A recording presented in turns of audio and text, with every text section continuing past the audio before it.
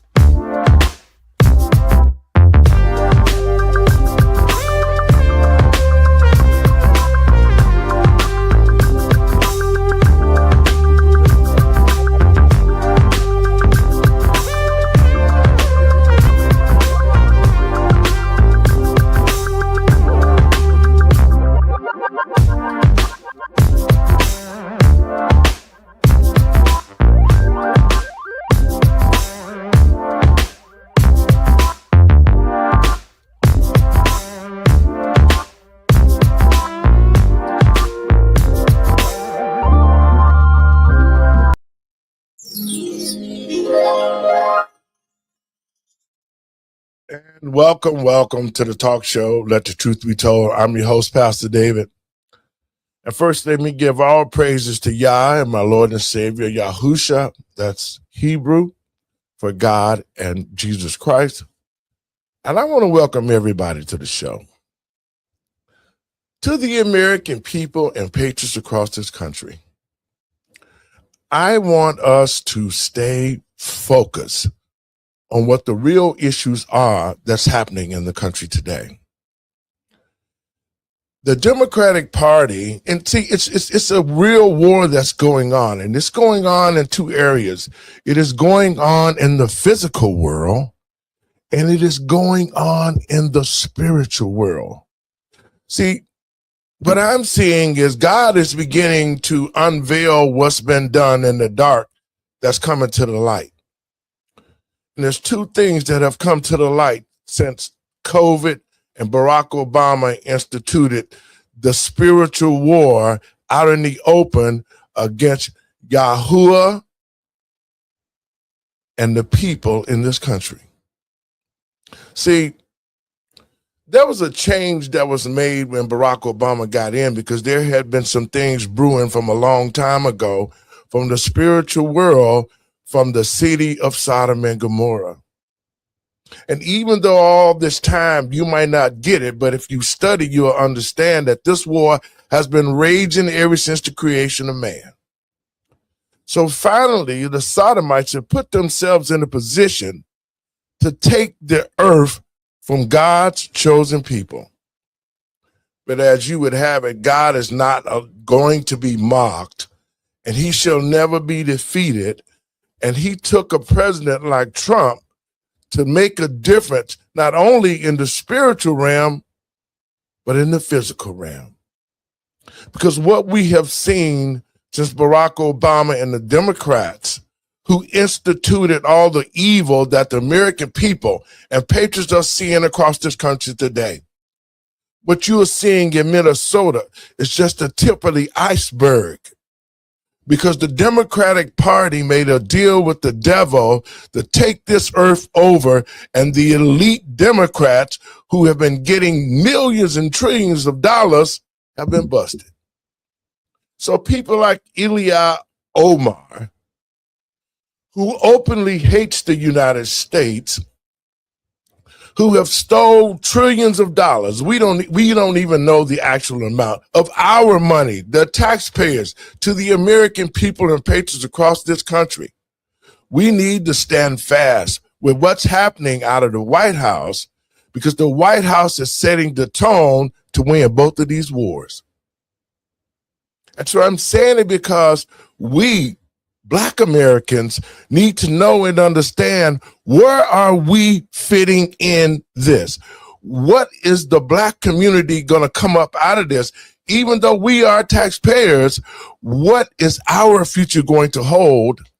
And how are our communities are going to get back on track after we have let people like the Somalis and migrants come into the Black community and take over our businesses and our schools and our neighborhoods, courtesy of the Democratic Party? And in saying that, I want to get my guest in today. Black people, it's time to wake up. We got it. We in Randy, Doc, how y'all doing? Welcome to the show. Doing well. How are you? Well, I'm good. Every day that we can wake up under y'all's mornings, we in good shape. Absolutely. Now check this out, guys. Okay, so Ilya Omar has been a terrorist against this country. Even though she says she got naturalized and all the lies that she told to get in here, she has maintained an attitude of, I don't give a damn and I can start a war when I get ready. But I think she forgot that this is the United States of America.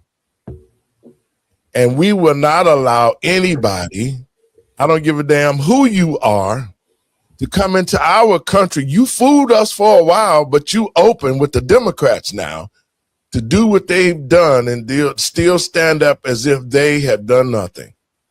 And so this is and I want y'all thoughts on this now. This is a revision of George Floyd for me. Because every time the Democratic Party get exposed for something that they are doing or have done against the American people and patriots across this country, we have riots. Yeah. And we're not talking about people who were great people. See, the Democrats would use anybody's death to ride on to create mayhem in the United States of America. Yeah. So they took a junkie like George Floyd. People say, well, he didn't deserve to die. Nobody deserves to die, but you reap what you sow. If you live a lifestyle of stupidity and you're on the game stage of stupidity, you just got the ultimate prize. So now here we go to the American people and patriots across this country. This whole Renee Good thing, you see how the Democrats spent the video showing like she had done nothing and that she was shot because of, I heard a wife on the, this is why I call it a spiritual war. I heard Renee's Good wife on the internet crying saying, well, they killed her because she was queer. They killed her because she was queer. So what are you doing now? Now, see, let's switch to the spiritual side. This is Sodom and Gomorrah. This was the time that the Sodomites were supposed to take the earth over. This was their time. They've been in the background, the transgenders, the LGBT, and all the rest of these other organizations, Black Lives Matter, belong to Sodom and Gomorrah on the spiritual side in this war. And this was the time they were supposed to take the earth over. And Barack Bunkhead implemented it. Doc, your thoughts on it?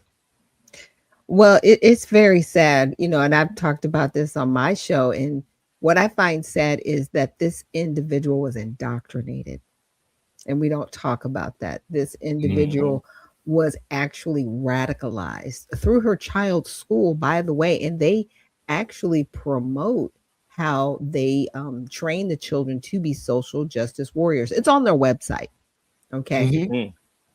Give that website out, Doc, if you can, so people can know where to go, because I want people to hear the receipts if you find it. And, the really unfortunate part is they're playing the blame game, right? It's like, oh, now you're a victim, even though you committed 3 different federal violations. You followed them, you resisted arrest, and you didn't comply with the lawful order. Those 3 things right there should have landed you in federal prison for anywhere from a minimum of 10 years plus. You decided to run into a federal officer. You were not trying to flee, because here's the thing. They're like, she was trying to flee. No, she was actually in the middle of their investigation, blocking their pathway to move forward. They had to get out of their vehicles. Now, ICE agents don't want to get out of their vehicles, and these people are boxing them in all over the country. This isn't just an isolated incident. This is actually propagated and controlled warfare against the federal government. And they're starting with all of these agencies that you talked about, Pastor. Randy? Good afternoon, everyone. I will say this. Two points I have. Number one, I am not of the ilk to say that someone don't deserve to die, because it's subjective. If you did something to put yourself in a situation, you probably deserve to die. It is what it is. It's just what it is, So I can't say I can't say that I don't wish death upon somebody or they don't deserve to die. No, if you in that situation and you deserve to die, just like Samuel Jackson said in A Time to Kill. Yep. I hope you die and go to hell. But hey, but on the second note, with these people saying that she was trying to flee, how is that making that right? That's still illegal. So you're wrong on all fronts, regardless of what the situation was with her being there and whatnot. If she's approached by law enforcement and they tell her to get out of the vehicle, she refused and she tried to speed off, you're still breaking the law. And so if they reacted, you can't control how people respond to you. That's the one thing that a lot of people don't understand in this world today is you do not get to control how people respond when you do something to them. And so to cry foul and say, well, this is not fair or this is not right and everything else, that's subjective, because at the end of the day, she took her vehicle and that cop, that ICE agent, he may have interpreted that she's trying to hit me, so I'm going to respond to what she's doing. He didn't say, "Oh, hey, you just turned the car towards me. So what do you intend on doing? Are you trying to leave or are you trying to hit me? Which one are you trying to, so I can react?" it ain't right. You ain't got time for all that. And ladies and gentlemen, for you to sit here and pretend that you never been in a situation where you may have wrongly responded to something, you haven't lived life then. Yeah. Exactly. And the thing of it is too is that I don't quite understand, and to the American people and patriots across this country, in the great country of the United States of America, we have to really recognize bullshit when we see it now. Because we understand this, especially black citizens. I was out earlier today, man, and I was talking to some of the guys here in town, and they're pissed off because they can see clearly that this is the Democratic Party's ploy to try to attract black people to come in two ways. They want us out there on the battlefield with them with Renee Good, and she put herself in that position to happen. Right. Okay. Right. And then they wanted us out there with the Somalis and to stand up with them. You know what? Black people don't woke the hell up. We're not getting involved with this.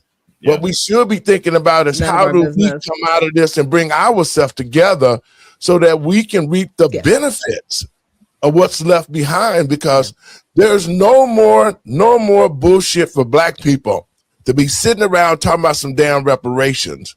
That they don't have reparations when they've given all this money to illegal migrants, to Somalis who have stole from this country. I mean, it is ugly on what has happened in this country, and President Trump is doing what he's supposed to be doing. Yeah. So black people, we need to be thinking about what's going to happen to us, what's going to happen to our communities. That's my whole thing. I'm saying, how are we going to benefit from this? We benefit one way by waking up and saying, we can't deal with the Democrats no more because they're a piece of crap. Yeah, we got to delineate. We can't deal with that. Yeah. Hey, so Pastor, go ahead. Pastor, to that point, though, for the black communities to sit back on the sidelines, you see the liberals, they're looking, especially liberal white women, especially. liberal white women are the most atrocious of the whole, you know, Hillary collective. Clinton. The whole collective, yes, they're the most atrocious because they look at you and they say, "Why are you not getting involved? Why are you not helping us?" And this and that. Right, And so exactly. they try Like to it's guilt our trip you into responsibility. exactly, yes. And it's like this is not my fight. No, this is our fight, you know, and we're all in this together. It's like, where were you at when we needed, you know, some of that money? Exactly. Where were you at when we needed to get our community Hello. fixed? Well, it's just not your time right now. You know, they have a comeback for everything. Okay. And it's just like They do. They it's do. like shut up, just shut up talking to me, get out of my face before you get shot in the face, you know. And that's what it's just crazy to me that, you know, I'm happy to see that the black community is waking up to it and seeing that they're no longer going to be the lap dogs, or no longer going to be, you know, the go-to emotional support animal for Mhm. the Yep. liberals BS, because that's what we are. Yes. We are the Yep. emotional support animal. Every time something happens, they stop and say, wait. Mhm. Let the black folks know. Yeah. You know, And I think put the black posters up people, there. yeah, Mhm. Go ahead. black people, to you, Randy, have woken up to this. You will not surely die. Right? Yeah. That was the lie that was told in the Garden of Eden. If Mhm. you Mhm. eat this, if you do this, you will not surely die. And I think black people have woken up to it's like, yes, we will. You will. Mhm. If we continue Exactly. down this path, we will. You don't want anything but death and destruction. You know, they're calling for people to get guns and shoot and fight Yes. Exactly. ICE. And Yeah. about a sheriff in Philadelphia saying they're not real officers. You're right. They're not police officers. They're federal agents. Mhm. They're Well, you know, above officers. and you know, Exactly. That's crazy. I saw that fat black cop. She's a DEI hire. That's why her Oh, you city know is it. in, that's why the Look at city is in the condition.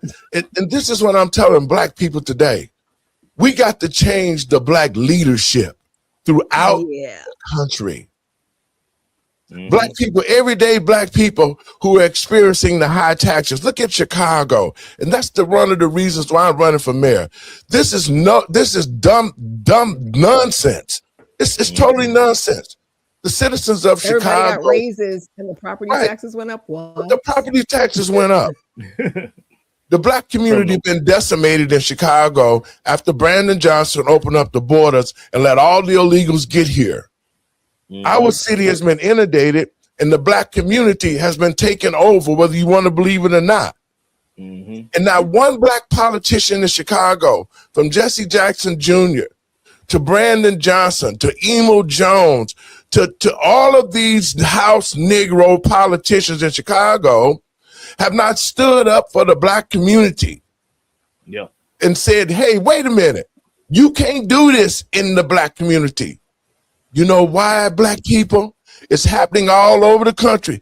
These house niggas and these bullshit preachers got to go. Just like we saw them Negro preachers in Chicago, Hatch and all of them. What have they been? You've been sitting back watching this takeover of the black community, the disrespect to the church. You've been sitting back and you've been quiet because you've been getting your hush your mouth ass money from Brandon Johnson. Come And on. then Come he on. turned around and raised the taxes on you. Come on. This is how 133%. socialism works. Come on. Socialism. But just think about this, guys. Think about this. And one of the preachers said, Ira Ackery said, well, yeah, this is a blue state, and we did vote for him. Could you know how asinine that is to support the man that raised your taxes? But see, that's the leadership. Mhm. Those are the bad pastors, because a real man of God would stand up like I'm telling black people, we need to wake the hell up. We need to become self-sufficient. We spend our own money in our own communities. This is direction that I'm taking Chicago in. We're supposed to help the least communities. And I'm asking the citizens of Chicago, when I take the 5th floor, help us rebuild the black community. We build ourselves out. The black community needs to be rebuilt. We don't need to keep bringing other people in on top of us, and our children are not learning nothing. I'm just surprised, I'm here in Georgia, and man, their school system has the lowest educational testing and rating all over America, the lowest. When I talk to some of the young men that can't hold a sentence, all the job opportunities here, just like in Chicago, they are not ready to be put in position to get those positions. And as men and women of God, we should be trying to figure out ways how to put our children in a job at Mitsubishi somewhere that's making $100,000 a year, and the job openings are there. Mm-hmm. Right. That's what this Black leadership should be doing. On purpose. I mean, yeah, there's more than like over 50% of the people right now in the United States don't even have a third grade reading level. Okay. At third grade is what's happening. The whole city of South Bend, Indiana, they couldn't pass the third grade current students to the next grade level because they were not at reading level. Wow. So this is intentional. And most of these schools are run by Democrats at the local level. Even in the private schools, this is happening. So this is intentional. This is not an accident. You're absolutely right, Dr. Shack. And to caveat on that, the other problem is that you have the H-1B visa program that's being ushered, that has been ushered in for the last couple of decades to squelch the growth of the American student and make them to help them become competitive in the global markets and everything else. So we got crushed in that domain, vocational, educational, corporate, all of that. We've been crushed, and it's all at the hands of these liberal educators, and they did it intentionally because they already got their nest egg. They already got their money. Right. They're good. They don't care. And then they say, hey, oh, by the way, they don't. You Indians, you Chinese, you Japanese, you Russians, and everybody else, y'all come on over here and take these jobs from these folks. They stupid. They don't know any better. They don't deserve it. And boom, here we are. And now we're at the cusp of a collapse in our economic system. Yes. Because we have, because all politics are local. And when I say the collapse of our economic system, the economic system at the local level with the increase of taxes. So now that's the way you don't have the education to hold a job. So you don't have the education or the finances to hold your property. So we're going to come in and take it, steamroll you, get you out and take this over. Now you're on the streets. Now you're in jail. Now you're dead. We're now running America. Thank you for being stupid. And that is the long game. It is because we can see it. Like I said, I was talking to some young people, and I was concerned they needed some employment. And so I said, why don't you call up this company? There was illegals that were about 400 or 500 that was taken out, and see if you can get a position.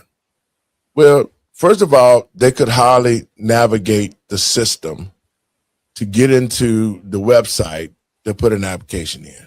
Wow. So that told me right there that our young people who have the heart and want to make changes in their lives and do something constructive do not understand how to even use those programs to get into an employer to apply for the job. Our young people do not have job readiness. They're because not equipped. Exactly. Where you can walk in 1974, I could MIG weld from Tilden Technical High School. I left. I dropped out of college. I went to Bettendorf, Iowa at 16 years old, and I became a MIG welder. I didn't know how to MIG weld. I knew how to stick and solder. But they brought me in. They taught me how to MIG weld. I went on to get certified by the state, and I made $80,000 to $90,000 to $100,000 a year in 1974. But I was job ready. See, our kids are not job ready, and that's what the problem is. And I think that. What are your thoughts, Doc? You think that this is something that, as pastors, as politicians, we should be capitalizing on these things for the children now.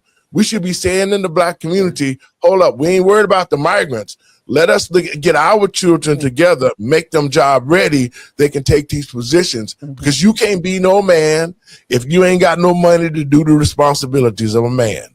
You understand what I'm saying? Well, you know, I definitely understand what you're saying, but see, the biggest problem in the black community is homosexuality within the church. So it is very difficult for one man to call another man higher when he's not even acting like a man himself. Like this really comes back to the heart of the matter. Like, let's really be real.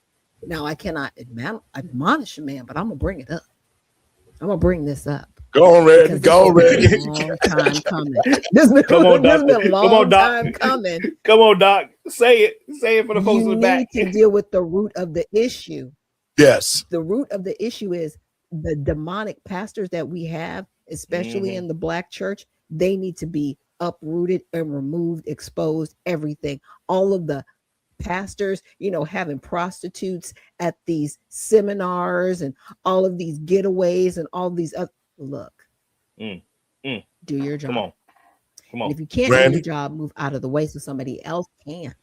Just saying. Thank you, Dr. Shack, because I say it all the time. These pastors that's preaching homosexuality. I got into a debate with somebody on Facebook the other day. It was on a friend's post. He posts controversial stuff and he just gets the reaction out of the audience. And the one guy was like, he was saying that, you know, it was okay for Christians to be homosexuals. And I said, please show me in the Bible where it says that. And I laid out all the scriptures. And he said, but Jesus said. And I said, we're not going to do that. You're not going to fool me to say, to collaborate with you and say that Jesus says, love thy neighbor and all that. He says, love thy neighbor, yes, but he didn't say nothing about love them where to the fact that it's okay to be gay with them. Yeah. That's not in there, bro. And he was like, well, you don't know my story. I don't give a damn about your story.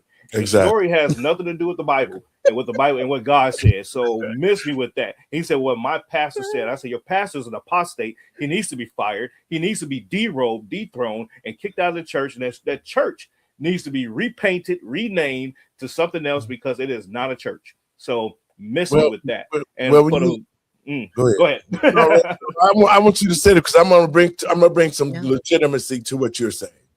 Yeah, I was saying this is not only just in the black community. This is across, you know, America, where churches are trying to embrace this, and they try to convolute the scriptures to say that they ignore the passages about, you know, homosexuality. They ignore it. They say, yeah, exactly, and they say, oh, what Jesus says, love thy neighbor and love thyself, as you know, love others as thyself, and yeah, he did say all that. You are absolutely right. But you can love the person and hate the sin. And at the end of the day, when you're trying to justify the sin as the person, then you're totally wrong. And you got Jesus backwards because what did he say? You may come up here and say, oh, Father, I did all these great works and everything else. He gonna say, yeah, that's great. Away from me, thou worker of iniquity. And what does iniquity mean, folks? Lawlessness. So don't sit here and play with me about, you know, but what did Jesus say? Jesus said to stop the shit out. I wanted to also you ignorant. Pastor, in your area, there's actually a program that was put together at one of the community colleges.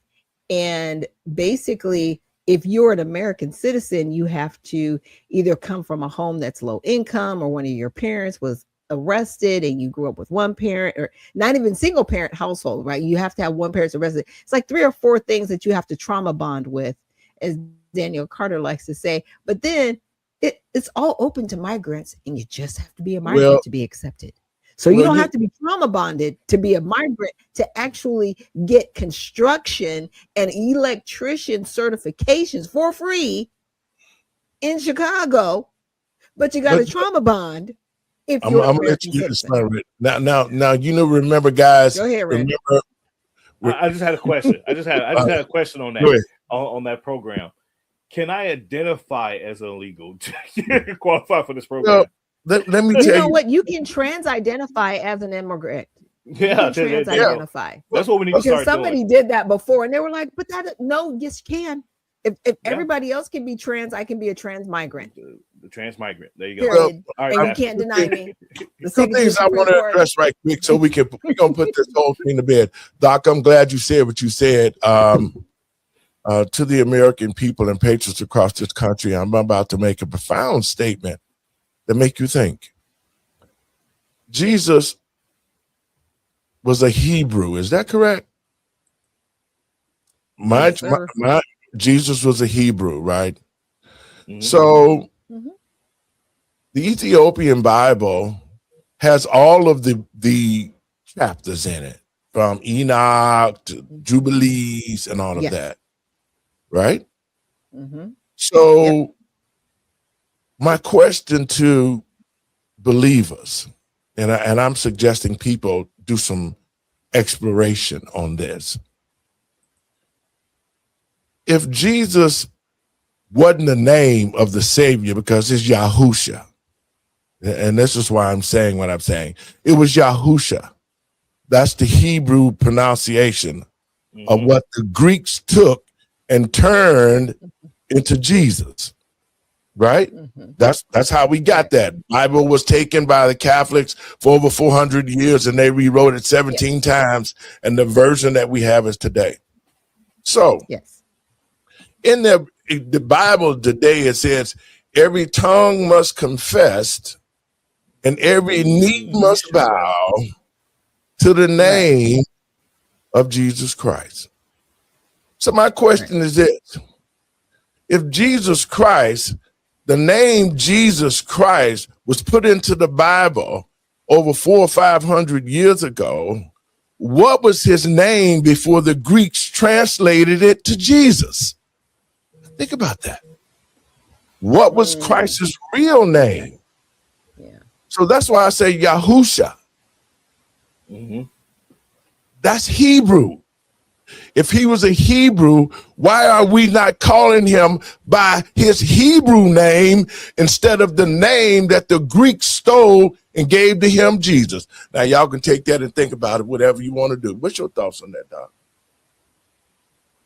I mean, you have a valid point, because I mean, I've seen exhaustive concordances that have gone from, dialectic ancient Hebrew to Hebrew, right? Because there are two different translations of Hebrew. Yes. Because I actually dated somebody who read ancient Hebrew. It was very intense. And then you go into the translations of Greek. You also go into translations of Italian, right? And so each translation, you're going to get a different iteration of a name. And it's the name above all names, right? That every knee shall bow and every tongue confess. So, Yes.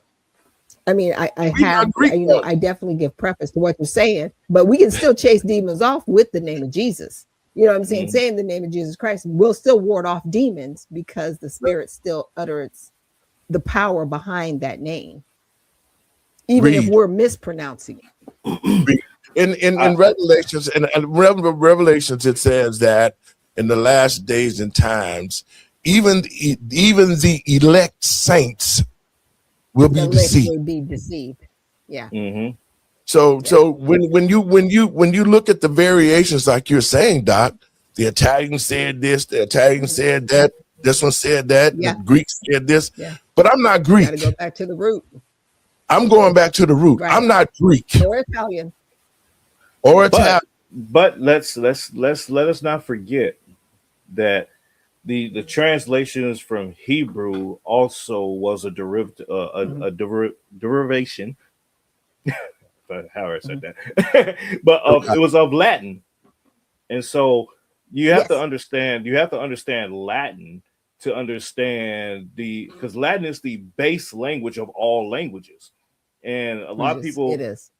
And a lot of people they kind of they tend to forget that, or they don't know that. So when you're looking at they call it a dead language. They take the dead language, but it's not. It's a very active language. It's the oldest and most active language in the world. And so when you understand Latin and you understand translations, yes, because a lot of languages don't have certain letters in it. Like there was no J in the Hebrew alphabet. That was no J. Yeah, so, exactly, and same thing with Spanish. With the Spanish language, there's certain letters don't exist. That's what they say in Spanish. Yep, and so it's not necessarily a thing of a nefarious intent. It's a thing of regional concern that how can I say this word or say this name because we can't write it because it doesn't exist for us. So it's you know what that means is that you have to go back to the root what we was talking about. Right. Yeah. Exactly. See, Yeah. That's because I'm an African. My descents of Africans, wherever I'm black. That's what they say. We are descents of Africa. So whatever language that the Africans was using, because Moses was black and Joshua was black and all the rest of they were Hebrews. They were Hebrews. Now there's a difference between an American Negro and Hebrews. Right? Now some of us are Hebrews that were here on the soil before other people got here. So we have to look at that distinction. The distinction. But we are descendants of them. We are remnants of them. That's the point that I'm making. See, that's the spiritual side that a lot of us is having, and a lot of pastors should be rethinking the way that they're thinking. And I'm not saying you have to read for yourself to show yourself approved. And pastors, whatever you've been rolling with, that's what you roll with. But I can tell you this, we have to open our minds to the truth. And if the Ethiopian Bible is untouched and it has all the chapters in it, then that's what we should be looking at, that Bible, and getting a clear understanding on what we're reading from the Bible that's missing all the other chapters. That's the point that I'm making. I would say I have a banner on my wall and it says Cognoscetis veritatem et veritas vos liberatet. That means it's Latin for those who know the truth will set you free. And that's and it's in the Bible. It's in I think it's John 8:13, if I'm not mistaken. But that's the translation, and so you see a series of words and letters, and you're like, what does that mean? And then you translate it, and it's something, you read something totally different than what you thought it would be. Exactly. So that's why I say, you to understand the variations of the languages, you have to look at the root language. Man, there you go, man. You confirming what I'm talking about because for me, I serve Yahusha, and that's the root language that I went back to because I'm of the Ethiopian descent. I'm not Latin, I'm not Greek, I'm not Italian. I'm from the African descent, so that's what I reach back. But people gonna do whatever they want to do. But that spiritual war, that's the war that's going on in our head because we don't know who we are. Yeah. And so we let everybody step on us and do what they doing to us in our community, and we ain't standing up for ourselves. And so getting back to this whole thing of right now is that Black people, we need to stand down from these other situations like Renee Good with the migrants, and we need to start focusing on how we as a community are going to get ourselves back on track so we can get God's favor again. I want to play that clip, man, because I want people to see actually what happened out there, because the real clip came up showing that Miss Good was, just like you said, Doc, she was a paid professional agitator. Yeah. And she was doing her job, so she got dealt with the way she played her hand. Check this out.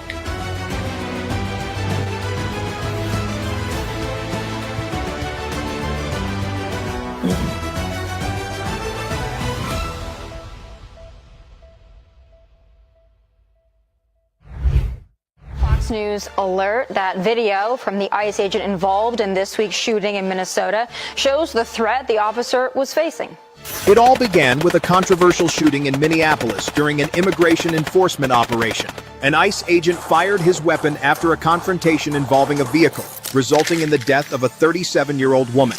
Vice President J.D. Vance reacted to this new video on X, saying, "Many of you have been told this law enforcement officer wasn't hit by a car, wasn't being harassed, and murdered an innocent woman. The reality is that his life was endangered, and he fired in self-defense." Federal authorities stated the agent acted in self-defense, while the incident immediately sparked public scrutiny and protests. Let's remember, why are we in that city right now? Because we're a sanctuary city that purposely releases public safety threats back into the public. I just mentioned about all these cases that child sex trafficking, child sodomy, child rape, that they release back into the community. These are people we have to go look for. That single shot did not end the operation. It triggered a far broader federal investigation that would uncover a large criminal network, multi-state raids, and corruption reaching into city government. Let me show you. 3:12 a.m., South Minneapolis. While the city slept, unmarked federal vehicles cut their lights and rolled into position around a 14-story hotel near the interstate. In seconds, exits were locked down. Elevators were frozen between floors. Stairwells were taken by armed teams moving fast and low. Doors were breached without warning. Flashlights cut through dark hallways as agents shouted commands. Occupants were forced to the ground, hands visible. Rooms cleared one by one. The operation moved upward, floor by floor, leaving no blind spots behind. In less than 45 minutes, IC, DHS, and DEA detained 236 illegal immigrants, nearly 180 of them Somali nationals. Luggage was pulled apart, false identities collapsed. Agents recovered 127 forged passports, stacks of prepaid phones, and envelopes of cash hidden in ceiling panels. Then the operation took a darker turn. Search teams uncovered 39 firearms, including loaded pistols and assault-style rifles. In maintenance rooms and locked suitcases, they seized cocaine and fentanyl, packaged for distribution, not personal use. Cash totals climbed past $4 million. What began as an immigration sweep escalated within minutes. The weapons, drugs, and cash revealed the hotel was an armed distribution hub, not a shelter. In that instant, agents realized the city was facing a major criminal threat, not an immigration case. If you believe this hotel raid exposed more than just immigration violations, tap like right now and comment investigate if you think this was only the... Doc, your thoughts on that?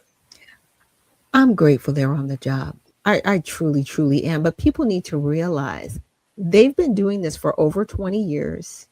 The officer that unfortunately got in that incident and was hit and he fired in defense of his life, he's been an officer or an agent for over a decade. So we actually served under the Obama administration and the Trump administration and the Biden administration.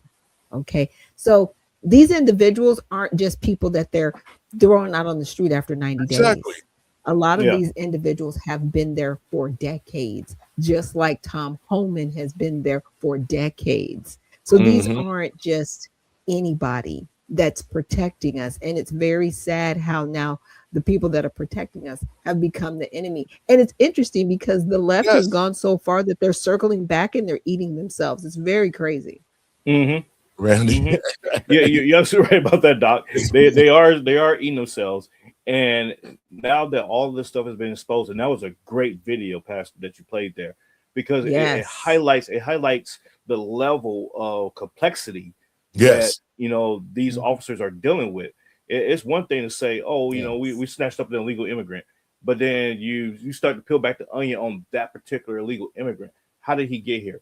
What finances are tied to him? What drug rings are tied to him and everything else? Why is he here or she? And everything else. It goes beyond, just the idea of, oh, I'm looking for a better life. Yeah, you're looking for a better life to further finance, your lifestyle. Stuff. Yeah, that's what it boils down to. And people don't want to have that conversation at the end of the day. And we see clearly with this hotel raid, this is not the only hotel, ladies and gentlemen. No, I guarantee you that. You look at any ran down hotel in your neck of the woods, and you can ask yourself, is this a up and up hotel? Like, are they just poor and it's just a cheap rent hotel? No, it's probably a cover. And I speak to this from an Italian perspective, living in Italy and dealing with some of the mafias and stuff out there.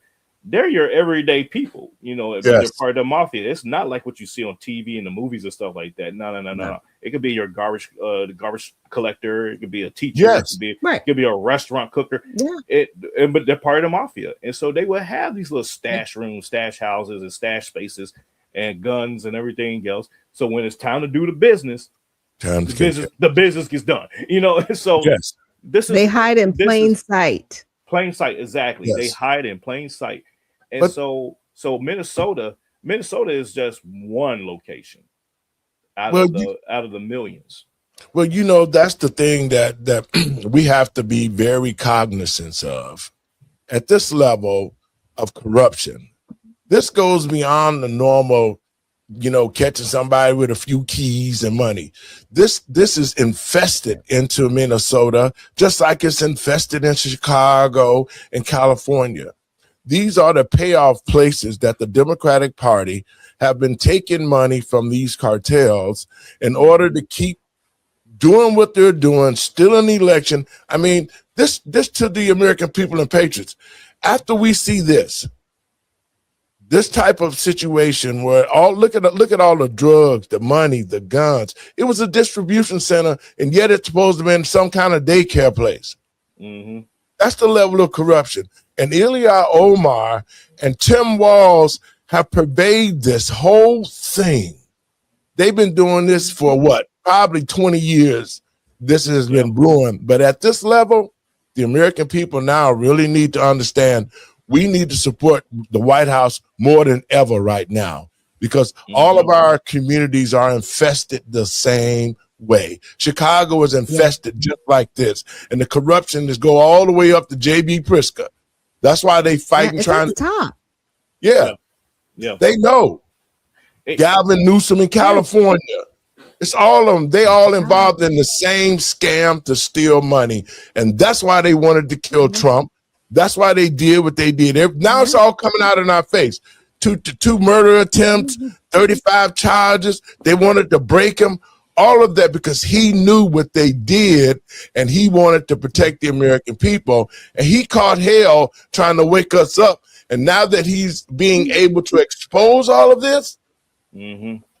Now it's time for all of them to go to jail. It's I don't time want to hear. Yes. I don't want to hear. I don't want to hear about. So what are they going to do now? Exactly. What are they going to do now? Are they I don't going to wanna start hear- protesting that none of them should go to jail? I mean, because that's where we're at. That's where we're at. Yes, Exactly. You're absolutely right. What else are you going to do? What else Nope. are you going to do? And that's what they're going to. say that You're right, Dr. can't Shack. send him to jail. You're right, Dr. Shack. That's what. And this is, ladies and gentlemen, you have to pay attention to this narrative that they're pushing. They're saying that Trump is doing political retribution, and that's my answer to that. Look, And- Hillary and Bill don't want to show up to Congress Exactly. to testify 'Cause about they- the 'cause they Epstein already files. know. Y'all was crying about the Epstein files to be Now released. y'all got it. Federal judges are blocking the release of the files, even though Congress was released it, even though the president's released it. You're still blocking it. Hillary and Bill don't want to show up. I mean, I'm telling you, on top of all of this, but it's all intermingled. It's all in the All middle. intertwined. It is. It's I would say, crazy. It is crazy. It's like madness and sanity. Ladies and gentlemen, if you're watching TV and you see anybody advocating for, the corruption and trying to justify it, that should tell you all right out the gate, that's a corrupt individual. Yes. Right at the gate. Yeah. If they're not saying, yes, this is wrong and we need to fix this and this, if they're not on those lines, if they're not looking in the camera and saying that, automatically right out the gate, no matter what their background is, they are a corrupt individual with a horrible soul to them. And it goes back to what my opening statement was. And Randy, A lot of them, they were blaming the baby. yeah. They were blaming the baby. How you gonna blame Nick Blame the Shirley for baby. finding fraud? What? All of the big news anchors came out. I was like, where y'all been? This baby's been crying about this for months online. But you know what? Where have you been? And now that you're here, you're blaming the baby. That was so profound what you just said, Randy, because to the Black community across the country, if you do not understand what Randy just said, is that if the Black political leaders, if the political leaders are not standing up for the Black community, after we see all of this happening, and if Black leaders are not saying, hey, we need to get together, we need to stop it, we need to clean the community out, we need to do what we need to do for our schools with our children, you don't see no Black leaders saying nothing but going along with the program. He's hanging around with Mondani. Yeah. He's hanging around with Mondani. Come on now. Come on now. He ain't out in the street. He ain't caring about nobody but his pocket. This is the seriousness of the matter for the Black community and the way we should be thinking. Because the war is being raised psychologically on us to where we think that we don't deserve nothing. Yep. See, that was Barack Obama when he planned to plant the seed to black Americans and say, well, black people don't need no reparations. But you gave money to everybody else except black people who voted your ass in office. I said this on my program earlier. Twice.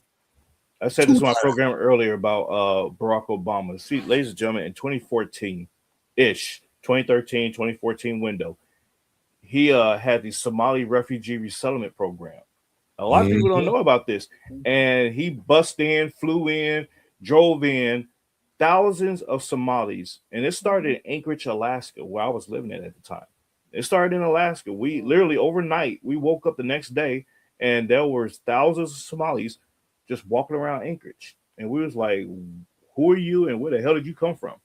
Because you don't belong here. you don't fit in, type of thing. Clearly. Right? And so they ended up shutting down our one stadium that we had there for our hockey team to house them and to figure it out. And so from there, they just migrated out. Yes. And they went across Canada. You notice the hub is in the northern part of the United States. So they went from Alaska through Canada, and now they're in Minnesota, Michigan, Dearborn, Michigan, and Chicago. Chicago. Look, they ain't coming down south with the real black folks. No, they ain't coming down here with us. We got some of them in Georgia. Some they might have to go. There's some. There's some. Just saying they might get kicked out. And so that's it started back with Obama bringing ushering this in, and Ilhan Omar. She was part of that first wave. Yes. And so everybody has to understand that. In the 90s, and so we still have to really and see how. And then Obama capitalized on it. Correct. Now, I'm glad y'all saying it because I want the American people to see just what you said. See, this is why I say it's a spiritual war that's been spilled over into the physical world. Yeah. Because see, Barack Obama represents homosexuality. Okay, that's what he represents. And the proof is in the pudding with the laws that he passed, the money he gave the LGBT, all of that. So he's a descendant of the Sodomites. You understand what I'm saying? So that's why you got the spiritual stuff entwined with the drugs, the homosexuality, the hatred for this country. I mean, all of that is there. And so that's why this is difficult for a lot of people to see. And they think, well, Obama set in motion a lot of evil things. Yeah. He unleashed a lot of evil things in this country and in the world. And it was smart countries that didn't fall for it. But that was his mission, was to overtake the world with homosexuality. Leviticus 20:13 states that a man that lays with another man in the fashion of a woman is an abomination to God. And that don't change. It's simple. You can't change the word of God. If he said that's what it was, that's what it is. And so we have I'm waiting to see a passage. I'm waiting for somebody to quote some scripture that said that later on in the Bible, he says, never mind about what I said earlier. See, because I'm not gonna find it. Even in this Bible, the King James version. I've read the Apocrypha, the Book of Enoch. Yes, I've read the lost books of the Bible. It's very consistent. It is consistent. That one particular topic, it is an abomination. Period. And it is an abomination. It is what it is, and so. And Pastor, real quick, I had asked this question to somebody about this. I said, okay, let's step away from the Bible for a minute. Let's look at the Quran. What does the Quran say about homosexuality? Kill them. It's cut and dry. It's cut even though they're sleeping with 9-year-old boys and they try to justify that nonsense. There's a lot of pedophilia that does happen within the Muslim community. It's crazy. It does. But when they look at the holisticness of the LGBTQ community, it is totally incompatible with Islam and with Muslims. And they will look at you and they will tell you to your face, if you're gay or if you're in that lifestyle, you will die in our country or in our community and this and the other. And they go, gays for Muslims. And it's like, huh? Well, and this is why I say, because they rather roll with degeneracy than actually roll with people who are trying to be Christians. That's why you don't see them in the Republican Party. Exactly. Because they'd rather roll with degeneracy because the degenerates will uphold them. And they've already staked their claim. They're like, yeah, we'll mess with y'all, but we ain't gonna mess with people like Trump because they'll find us out. What did it say? FOFA. But to your point, Randy, to your point, Randy, the Romans and the Greeks, most of them was all homosexuals. Plato, Aristotle, and all the rest of them were homosexuals. You know, and so when you're talking about a group of people that endorsed it and who lived it and who wanted it, and that's why we see what we're seeing in America today, because these are the sodomites, the remnants of them who've raised their heads through different ways and different try to take over the world. And that's what they have been trying to do. And Trump has thrown a wrench in that. So let's say this, guys. Do you agree that this spiritual war has become physical and that it's destroying America if the American people don't wake up and get us back to basics and get us back to the way things used to be when we honor God first? What's your thoughts on that? It is. Yeah, absolutely. I mean, We've been in that. Yeah, go ahead, Randy. Also, we've been in a physical war for the longest. This is what we call guerrilla warfare, non-kinetic in a sense, but kinetic. You know, so we've been there. The problem is the people that's involved in it don't realize it themselves. They just think this is just clamor, this is just rhetoric. They're not realizing that we're actually in a spiritual battle that has now turned into the physical form. And once they do wake up and realize that, they're going to take a pause back and say, what exactly am I fighting for? Who am I fighting for? You know, type of thing. And until then, this is what we're going to continue to see. We've seen it, how it did the Black community, and it was tested on the Black community, because now our community are producing more homosexuals than anybody else right now. All those single moms, those young boys, they've turned to that type of lifestyle because they thought that it was okay to do that. There was no real father figures to stand back and set a standard or structure for these young men. And so they've moved to that lifestyle, whatever their society said that they could do, that it was okay. And it's not okay. Exactly. So, but I want to play another clip about this. Go ahead, Doc. Go ahead. I'm going to cue this clip up. Go ahead. Yeah, just real quick. It's definitely been a war against the Black community because, you know, the art of war is you have to destabilize somebody's ability to move, shoot, and communicate. Right. Exactly. So move and communicate. They've definitely done that in the Black community. And it's been a constant barrage of trying to remove our ability to protect ourselves, even with firearms, especially in the Black community. We have the highest incarceration rate. And one of those incarceration rates are because you have weapons, because you have firearms. It's not necessarily always drugs. Right.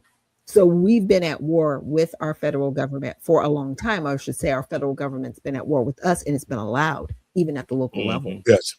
Well, the 94 that's crime where we bill. just have to become more politically savvy and maneuver. Yes. Well, with the 94 crime bill came all the new rules that was unconstitutional, that was aimed at the Black community. And that hurt us bad with the crack epidemic, then the guns, then the hip hop came. And then God was pushed totally out the picture, and our children don't have a spiritual foundation. That's why they are doing anything. Check this out, guys.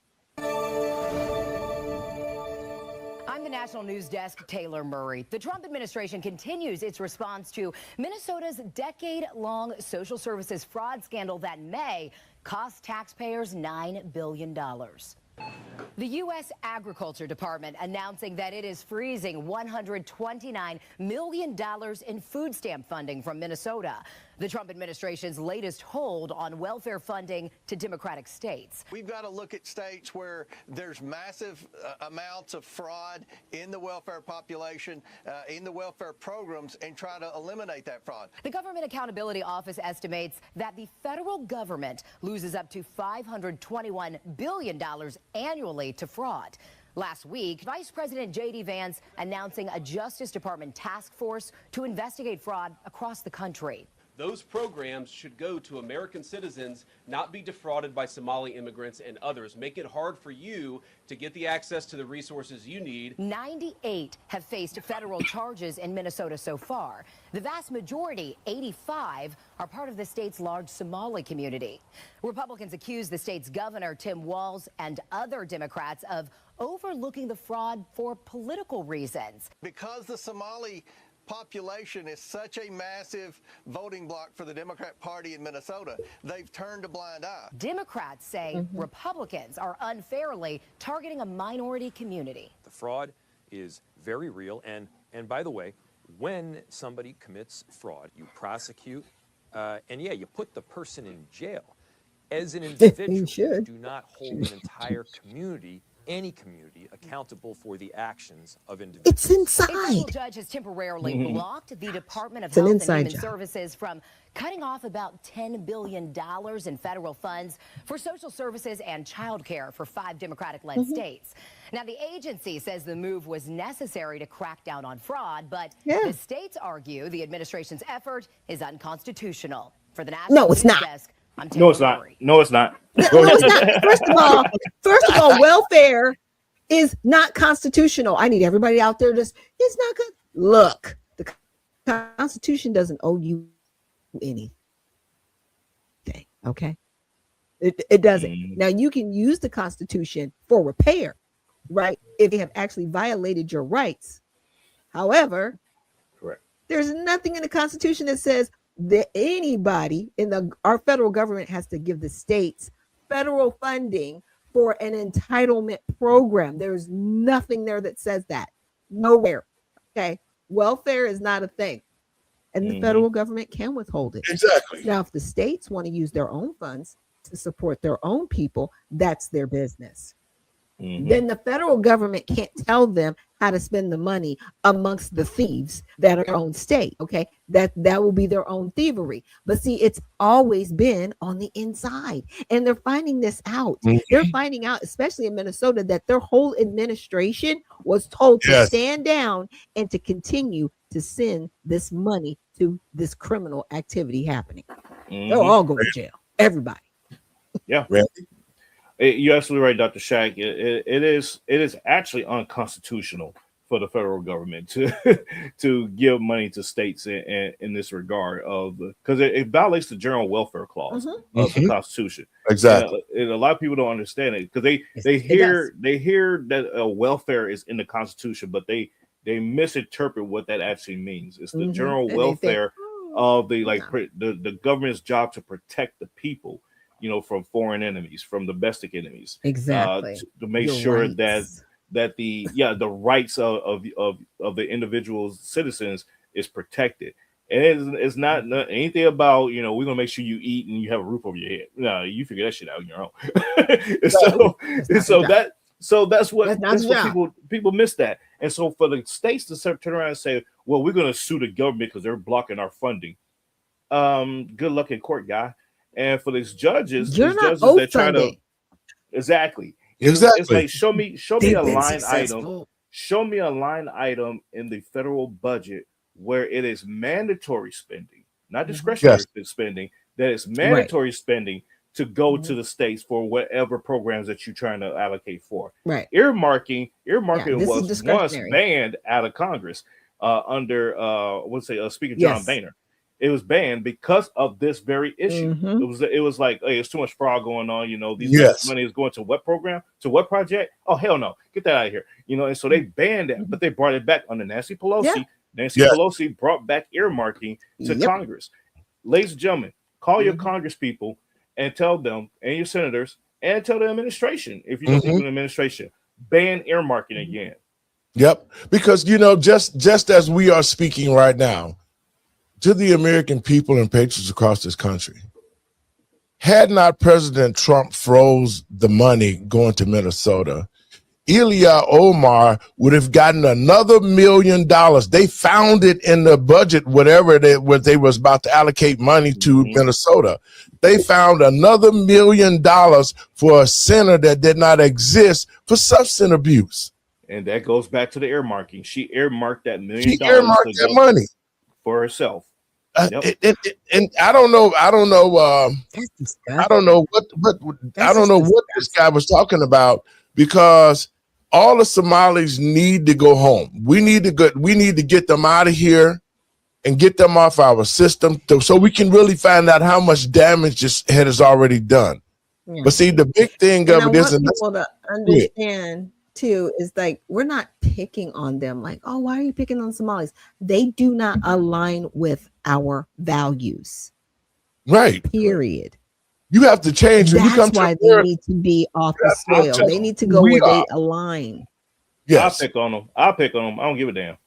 Yeah, you're a target. You're in the bullseye because you got exposed. So yeah, but you got caught. Your turn. That's what I'm telling people. Y'all have to really pay attention to what's happening behind the scenes. Don't get caught up with this Renee Good thing, because they're trying to make her like she was a wholesome mother of 2 kids and all that. That's bullcrap. She was a paid agitator who did the things that she was told to do by Black Lives Matter, because they're behind the scenes.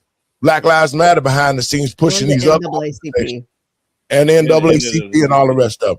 But this is what Christy Norm said. I got another video. We're gonna do these last two, but I'm doing this just to prove my point, so the American people who watch this show can really understand the gravity of the importance and the corruption that we are facing right now in this country. TPS is a program that was always meant to be temporary. It's a program that is put in place, and I believe for Somalia over 30 years ago, and will need to be evaluated to make sure that it comes and is always implemented in the process for which it was intended. The Trump administration has abruptly ended protections from deportation, known as temporary protected status, for all illegal immigrants in the United States from Somalia who have been covered under the government program, according to the Department of Homeland Security. DHS Secretary Kristi Noem decided that allowing Somali nationals to remain temporarily in the United States is contrary to our national interests, according to a statement given to the Washington Examiner, giving Somalis in the TPS program 2 months warning before Immigration and Customs Enforcement could show up looking for them. Somalis will now have until March 17th to leave the United States. Somali immigrants have been accused of orchestrating a successful billion-dollar fraud ring that siphons large sums of money from the U.S. government intended for statewide charities in Minnesota. Republicans in the Trump administration are pushing for the denaturalization of any immigrant-turned-citizen who is found to have stolen U.S. tax dollars and fraudulently obtained Minnesota welfare funds. Roughly 2,400 illegal immigrants from Somalia are protected from deportation under TPS, including 600 residing in Minnesota, according to Fox News.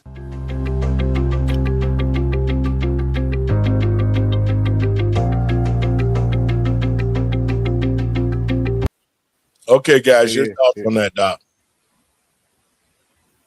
Well, it's sad.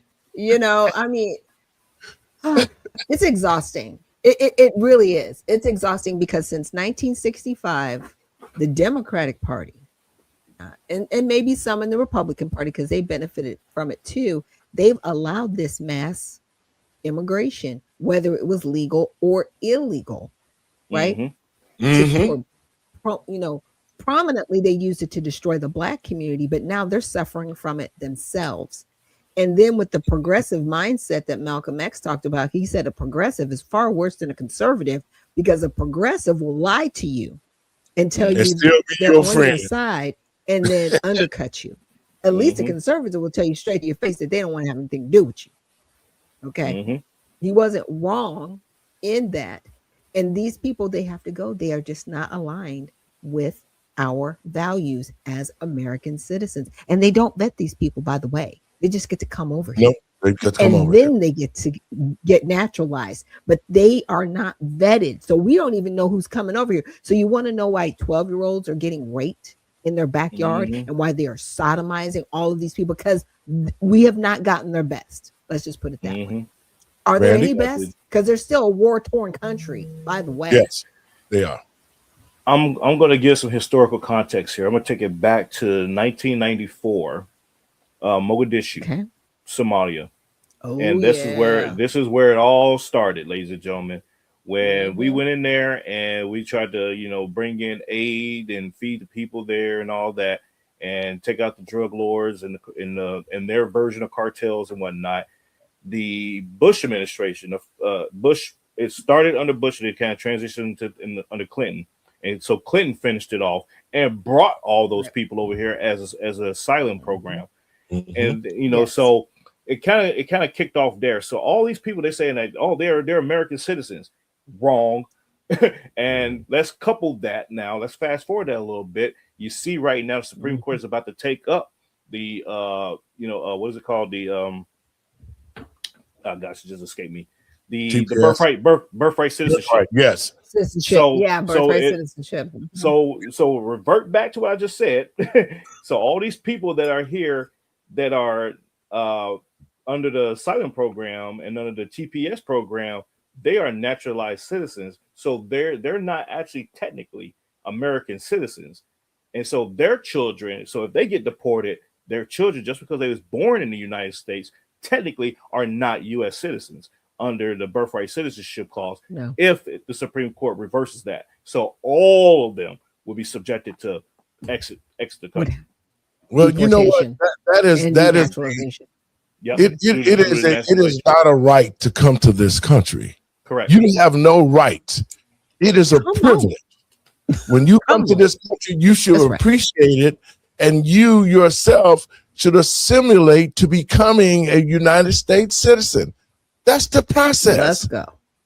It's just plain and simple. Let's go. So what gives these people the right to come over here and say, I'm from Somalia? We're going to take the bad stuff we had over there and we're going to bring it to the United States, and we're going to get rich with the politicians who allow us to do these things. Freeze bank accounts. And freeze bank accounts. Piracy on land. Drugs, everything. Piracy on land. Come on now. Yeah. But see, you know what? This is what, and the reason why I keep referring back to the Black community. Black people, remember the war on drugs?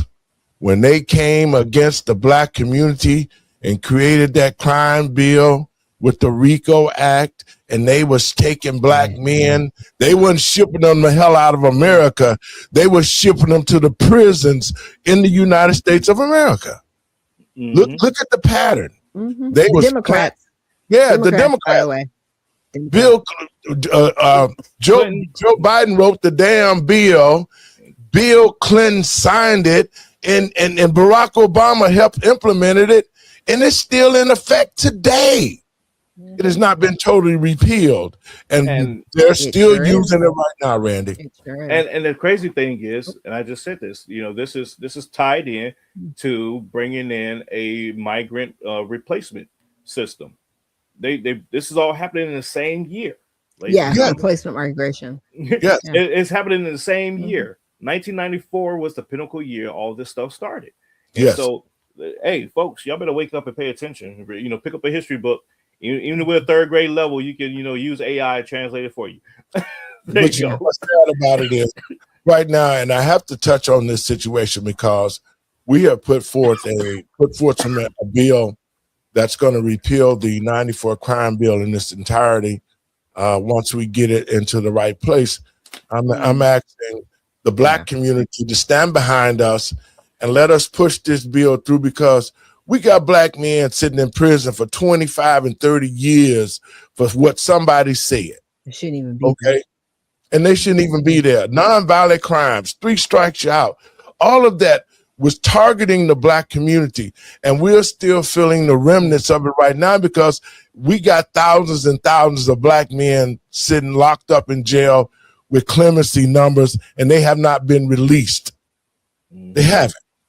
And so this is part of that crime bill that targeted the Black community. And we still got Black families still torn apart behind the crack cocaine that was brought in under the Democratic leadership to infest our communities, to cause the havoc that it did. It created junkies. Then they created the laws to arrest us. Then they got the Negro pastors to support the bill. And guess what?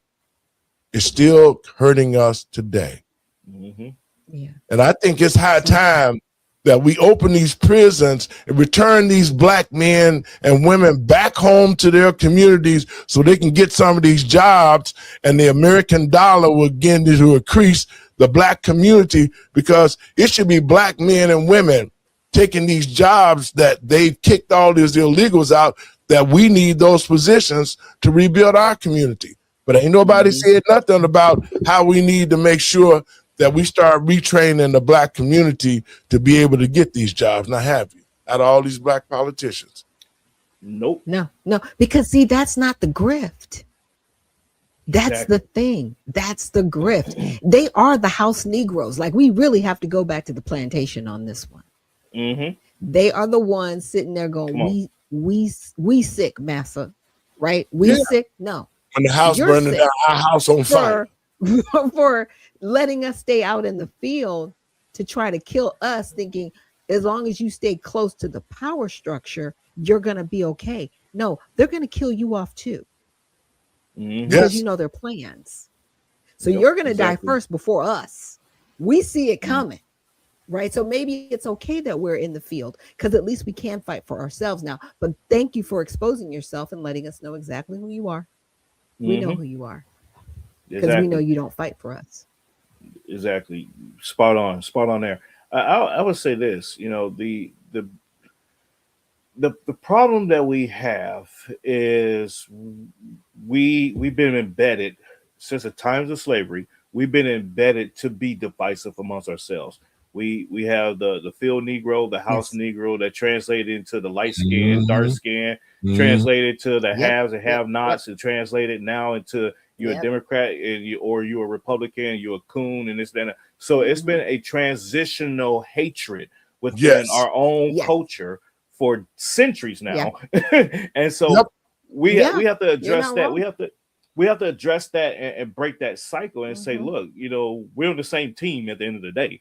You know, so what can we do to, you know, find that common ground and move forward to make our lives better? Not your life better, not my life better, but our lives better.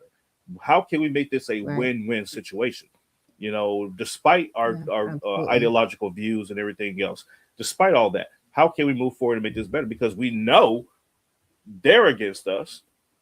We know they are against us. Right. So if you're not going to be for us, then, you know, you're against us. You're against us. Exactly. Yeah, so it's crazy to me, but this is where we get in our community and in our culture today, and that's something that we need. We don't talk about. And nobody wants to have to heal. Yep, we do have to heal, but more importantly, if the black community is going to sustain itself, we have to start immediate with the elections that's coming up here in the next year or two, because we have to change the leadership. Everyday black people, we have to understand that the leadership that's in the black community doesn't give a shit about black people.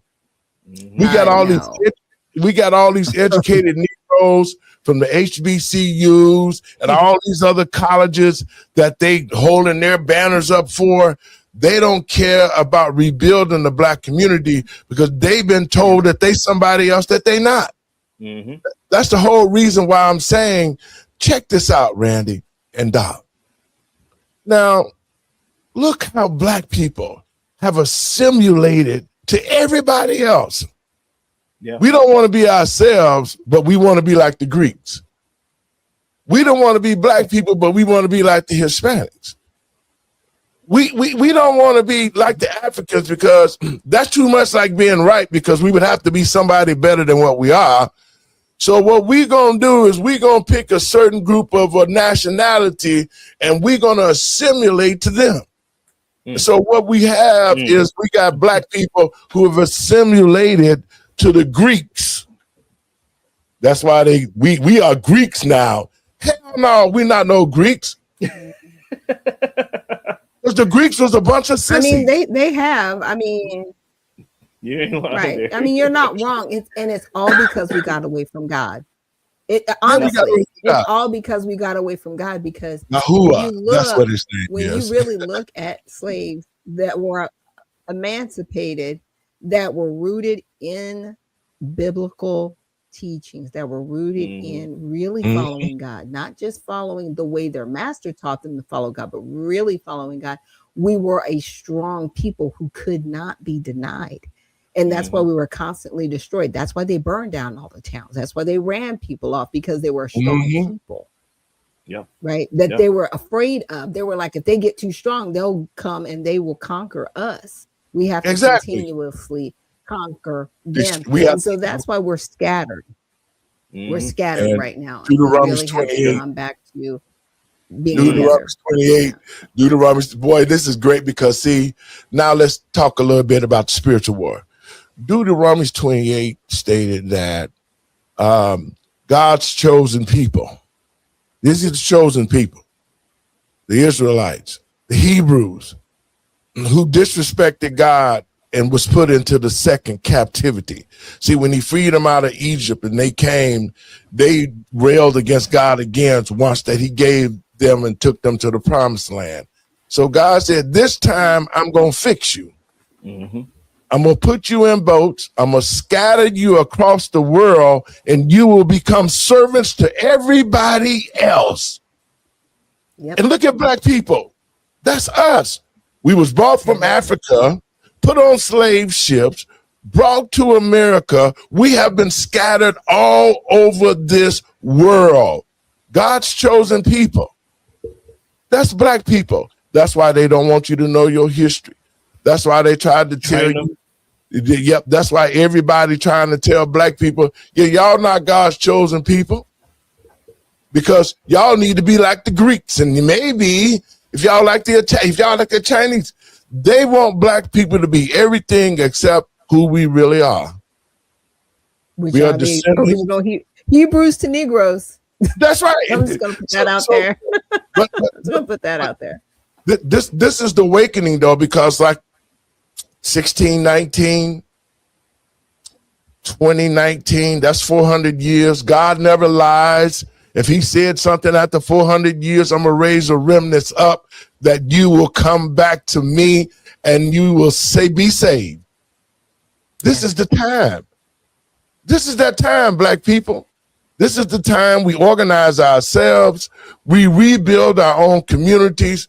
We invest financially into our own stuff and retrain our children and build our communities back the way they used to be when they had a Black Wall Street.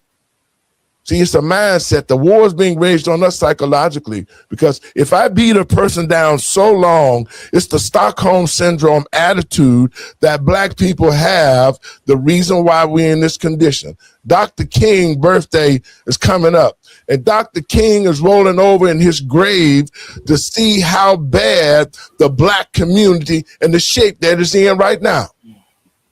I just did an op-ed for Project 21 talking about the accomplishments of the black community.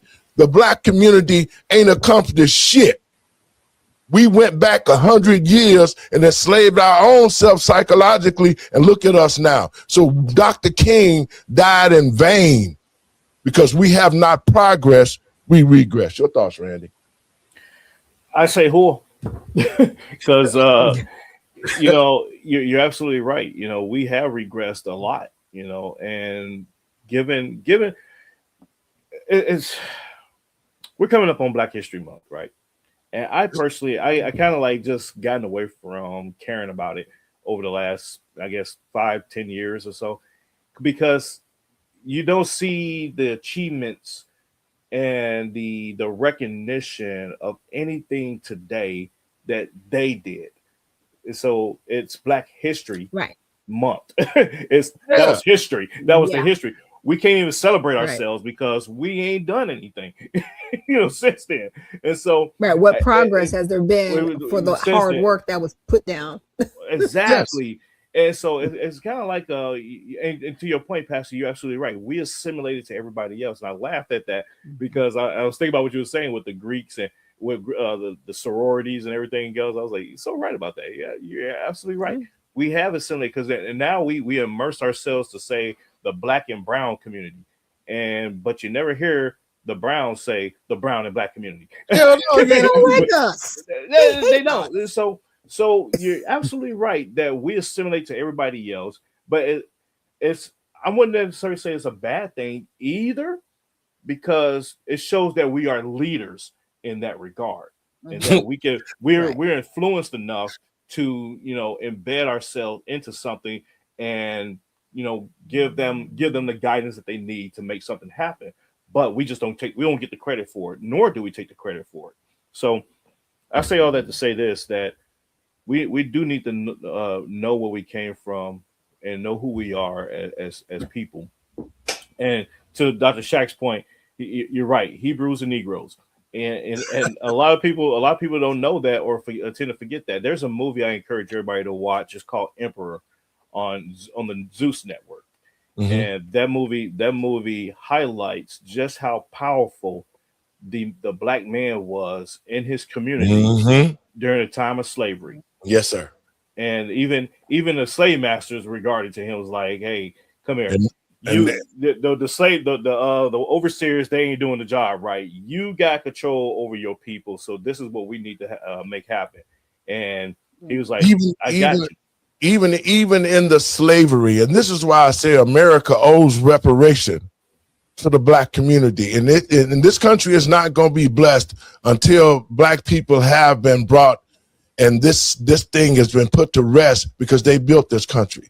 Yep. See, that's just like I'm saying, the evil. How is it that you would take a strong black man and call it buck breaking, and you would sodomize him and rape him in front of his own children and wife? See, that's the type of psychological warfare that has been played on black people. And our young people need to know this history. That's why they try to wipe it out. Because if you start raising up guys like me, then we're going to say, guess what? We're going to take our game, we're going to take our marbles, and we're going to move down the road. You just stay the hell away from us with all that bad characterism, so that we can raise our children and build a future. Right. And my pastor, he did a sermon last Sunday, and he went over 1 Chronicles 4:9 and 10. But I'll just read 1 Chronicles 4:10. It says, Jabez cried out to the God of Israel, "Oh, that you would bless me and enlarge my territory. Let your hand be with me and keep me from harm, so that I will be free from pain." And God granted his request. We need to get back to that. Yes. We've gotten away from that. And that has been the downfall of us. Instead of going back to the basics, and Randy, we talked about the root to the American people and patriots across this country, especially to black Americans, we have to get back to the root of where we started from. We can't start from the Greeks. We can't start from we have to start from the root, which is Africa. And I'm encouraging people to pick up the Ethiopian Bible. You can keep the King James, because what ain't in the King James is in the Ethiopian Bible. That's an eye opener. It opened your eyes, because a lot of people don't believe into the Bible because the 66 books, there's a lot of stuff missing. But the Ethiopian Bible is the original Bible, and then you'll get the full-fledged of who you are and why we're in this condition. I'm going to play this clip, and we're going to get out of here. I want y'all thoughts on it. Omar should be sent out of our country. She should not be allowed to be. Federal investigators are currently tracing a staggering $30 million money trail that leads directly to the doorstep of Congresswoman Ilhan Omar and her husband. Is this an unprecedented business miracle? Or have the feds finally pulled the thread on the largest COVID-era fraud scheme in American history? Minnesota didn't just stumble into a minor paperwork scandal. It walked right into a full-scale financial catastrophe. We are witnessing what experts call one of the largest pandemic-era fraud cases in United States history. And Representative Ilhan Omar is finding herself smack dab in the middle of it. Federal investigators from the FBI and U.S., Immigration and Customs Enforcement, ICE, are now aggressively targeting the finances of Omar's husband, Tim Minot. This move comes after a jaw-dropping 3,500% spike in the couple's household wealth emerged amidst a wider probe into a $9 billion web of public corruption in Minnesota. For it, According to latest congressional financial filings, Ilhan Omar's reported net worth surged to as high as $30 million in a single year. To put that into perspective, go back to her 2023 disclosures. At that time, she reported assets near zero, with a maximum possible value of about $158,000. Now, the 2024 and 2025 filings tell a different story, placing the couple's net worth between $6 million and $30 million. This explosion in wealth happened exactly as federal prosecutors were charging over 90 individuals in a massive welfare fraud investigation centered right in Omar's district. Before we dive deeper into this $30 million mystery, make sure to subscribe to our channel. We go beyond the headlines to bring you the stories the mainstream media often ignores. Hit that bell icon to stay updated. Loosened oversight enabled more than $250 million of fraudulent payout. The epicenter of this controversy is the Feeding Our Future scandal. This was a network of nonprofits that grew at an impossible rate during the COVID-19 pandemic. They capitalized on the 2020 Meals Act, a piece of legislation introduced by Ilhan Omar herself. While the bill was designed to loosen oversight to ensure kids didn't go hungry during lockdowns, investigators say it effectively opened the vault for criminals. In Minneapolis, sites claim to be serving thousands of children every single day. However, when the FBI actually showed up, they didn't find kitchens or meal prep stations. Instead, they found boarded-up windows, locked doors, and empty buildings. While these local nonprofits were allegedly siphoning off hundreds of millions of taxpayer dollars, someone else's personal wealth was multiplying at lightning speed. The FBI's primary strategy is simple: follow the money. And that money trail led them to Tim Mynette's business ventures, specifically a venture capital firm called Rose Lake Capital. Look at the numbers. They are truly hard to believe. In 2023, Rose Lake Capital was disclosed on Omar's filings as having a value between $1 and $1,000. It was essentially a shell on paper. But just 12 months later, that same firm was suddenly valued between $5 million and $25 million. Another business, ESTCSU LLC, a winery in California, saw its value jump from $15,000 to over $1 million in the same time frame. If you find this investigation into government oversight important, please take a moment to hit that like button. It helps us continue producing these deep dive reports. It isn't just the sheer amount of money that has raised eyebrows. It's the timing and the connections. Federal records show that Omar's campaign accepted thousands of dollars in donations from multiple individuals who were later charged or convicted in the Feeding Our Future ecosystem. Take Gawad Hashi Saeed, for example. He was described as a campaign enforcer for Omar in 2018 and 2020. He was later convicted for his role in running a fake food site called Advanced Youth Athletic Development. Yes, she's very involved in several of the people who have gone on to be indicted and convicted in what was one of the biggest pandemic-era frauds in America. I think Omar's on very, very thin ice right now, and the more people dig into this... Then there is the Safari restaurant in South Minneapolis. This wasn't just any local eatery. It was a cornerstone of the fraud scheme and a place Ilhan Omar publicly promoted for years. She even used the venue for her 2018 victory celebration. Prosecutors have described the fraud as network-driven, meaning the same names appeared across nonprofits, restaurants, and political circles. But the largest single entity within the Feeding Our Future fraud was a restaurant in South Minneapolis called Safari Restaurant. And Ilhan Omar has close ties to the owners and operators of that establishment, a couple of whom have been... While Omar's office claims they returned donations from these figures once the scandal broke, investigators are now asking how these fraud-linked individuals gained such high-level access in the first place. As the federal heat intensified, something very strange happened at Rose Lake Capital. The firm quietly began scrubbing its public image. Within weeks of fresh federal indictments being unrolled in Minnesota, the firm's website was stripped of its leadership bios. These weren't just any employees. Her husband is Tim Mynette, and his consulting firm legally got about $3 million from her 2020 campaign. The roster included former ambassadors like Adam Areli, former Senator Max Baucus, and senior Democratic National Committee operatives like William Darrow. Suddenly, their names and faces vanished from the site with no explanation. In the world of federal financial crimes, scrubbing your affiliations during an active investigation is rarely seen as routine housekeeping. It's often viewed as an attempt to minimize political exposure before the subpoenas start flying. We are about to get into the most controversial part of this case involving federal immigration records. If you're still with us, make sure you've liked the video. It helps us beat the algorithm and get the truth out. But the financial questions are only one half of the story. The investigation has now crossed into the territory of federal immigration compliance. Former acting ICE Director Tom Homan recently confirmed that the Department of Homeland Security is re-examining Ilhan Omar's immigration records. This stems from long-standing, though officially denied, allegations regarding marriage fraud. Homan stated that a senior Homeland Security fraud specialist, one of the top investigators in the country, advised that the file warranted a full review. This isn't just a political talking point anymore. It is a formal federal interest involving marriage records and immigration filings.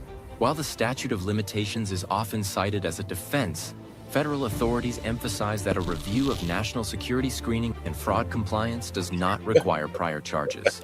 When asked about these parallel probes, Ilhan Omar has been brief and dismissive, calling the investigation sick and insisting that the feds will find nothing. She maintains that her wealth spike is purely the result of her husband's private business success and that any connection to the Minnesota fraud scandal is a right-wing disinformation campaign. However, the Feeding Our Future case has grown so large that some officials now estimate the total exposure could reach $9 billion when related programs are included. Minnesota's own U.S. attorney has called the state a national poster child for public corruption. The real danger for the Omar Minette household isn't just one single investigation. It's the intersection of many. When you have the FBI tracing financial flows, the IRS looking at 3,500% wealth spikes, and ICE reviewing immigration records all at once, the threads usually lead to a single point. If those threads point toward a coordinated effort to benefit from taxpayer-funded programs, the resulting legal explosion could be something the Minnesota political establishment never recovers from. The question remains, how does a firm go from being worth $1,000 to $25 million in the middle of a historic fraud investigation? And how did so many people convicted of stealing from children end up in the inner circle of a sitting congresswoman? We want to hear from you. Do you think this is a case of political targeting, or is the evidence of financial misconduct too large to ignore? Leave your thoughts in the comments below. Thank you for watching this in-depth report. Randy? Even if it is political targeting, there's still a crime there. So, so it's immaterial to say that, oh, it's retribution, it's targeting. If there's a crime there and they're investigating a crime, whether it's politically involved or not, they still broke the law. They still committed crime. So, miss me with that. But on a larger scale, on a larger point, Ilhan Omar, every member of Congress, including her, they make $174,000 a year. And whether or not you have a business, whether or not it's a thriving, booming business, you will not make $30 million in a couple of years. In a year, not a couple of years. Exactly. A year. 24 to 25. Yeah, exactly. Yes, exactly. Not even in a year. So, let alone 5 years or let alone 20 years. How long you have served in Congress, you will not amass at $174,000 salary. You will not amass that amount of money, even if you spent not one single penny from your salary. You won't get there. I'm sorry. And so that right there would tell you. You look at your representatives, you look at your senators, and you see how much money that they're bringing in and the net worth and all that kind of stuff.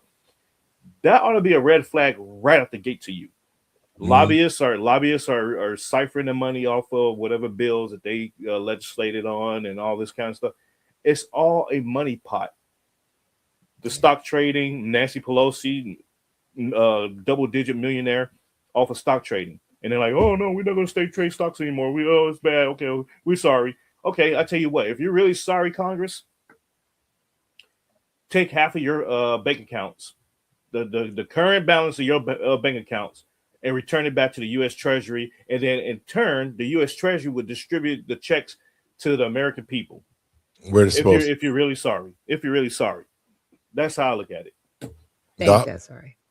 They're not that. They never will be. They give themselves raises. Look, they're probably going to give themselves another raise while they do a whole other government shutdown. I can't believe that the ACA has been extended for another 3 years. The grift is real. Look, all of the insurance companies said you cannot leave us destitute, even though we're making billions of dollars off of the American people, and that they are making billions. Proper insurance. Like, this whole thing is disgusting. But the one thing I'm grateful for is the consistent exposure since 2024. Cat Williams, when he dropped that bomb and he said, any and all things are going to be exposed, it has been downhill. I'm just saying, a Mack truck, 95 miles per hour, no brakes. No brakes. And the thing with Ilhan Omar, her arrogance, she's going to be deported. She's going to be denaturalized. Period. They're not putting up with her anymore in Congress. If George Santos could get removed from Congress for what he did, and you are leaving, ma'am, you're done. You're done, because they have all the records, every single thing that you did since the moment you married your brother. Okay, you were married 3 times. This is your 3rd marriage. Okay, the first one was a spiritual one. Oh no, I got all the documents on her. I already covered on my show. And this whole thing with him, the jumping from 1,000 to 30 million, that is so suspect. Nobody's going to believe you in a court of law that your husband's company just was some kind of beneficiary. It was a beneficiary of what you were probably covering up with Feeding Our Future. You probably knew everything that they were doing, even though you wrote a letter saying there needs to be better guardrails on this. You knew there needed to be better guardrails because you wrote that. You wrote the legislation without the guardrails. Exactly. Okay. You purposely wrote it without the guardrails, and then you want to turn around and act like, well, see, I alerted them. Did you really? Yeah. Well, that goes to hold the truth that this last $1 million for the substance abuse that they scrubbed out of that they took out of the budget that they were supposed to get, and found that money to stop it. See what I'm saying? So she's guilty. I just think that this has exposed her and the American people. Let me say this, guys, if they were doing it in Minnesota, they doing it in Chicago. They doing it everywhere. They doing it interior. It's everybody that handles the federal funding that comes in the state. It's all of those. It's that agency, and those people are handpicked by state officials. Just understand that they're not picked by the federal government. They're picked by the state. So this is all that's the thing here in Illinois with J.B. Pritzker. See, the Black communities should have had enough of guys like J.B. Pritzker and Brandon Johnson. We can clearly see that they don't have our best interests at hand in the state. J.B. Pritzker does not stand a chance to be governor again, because if he wins again, we know that they cheated in the election for sure, because J.B., Black people see your rusty ass, and we know you ain't nothing but a thief. Okay, and so you're not going to get that chance. So the other people that's running for office need to step their game up and really start talking about how bad JB is and putting him out on Front Street. Doc, your last words. We got to get out of here. It's been one.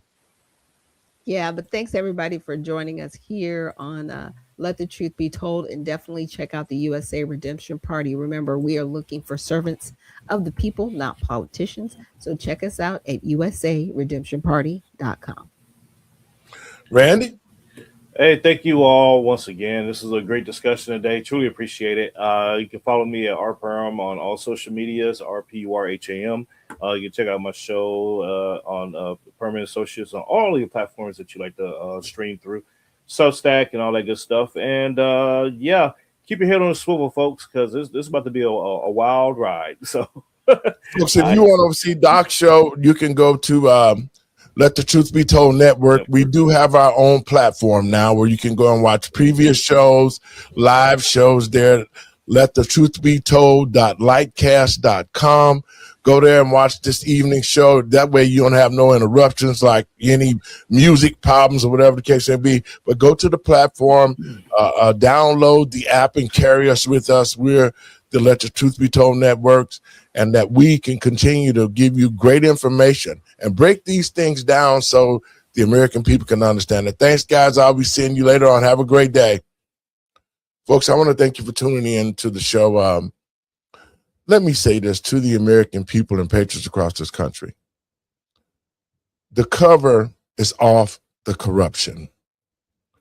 We can clearly see what the Democratic Party has done, and we can clearly see why they did everything that they could to keep President Trump out the White House. I just feel the American people need to support President Trump and what they're doing with all these investigations, because now we're finding out who the real criminals are, and we're finding out why our country is not advancing like it should. Our communities here in America have been put on the back burner. Our taxpayer dollars have been given to people who have not spent one dime in this country. We went through so much stuff taking care of everybody else.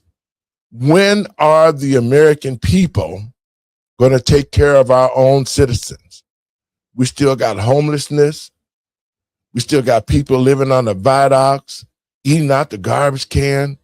These are American citizens down on their luck, veterans.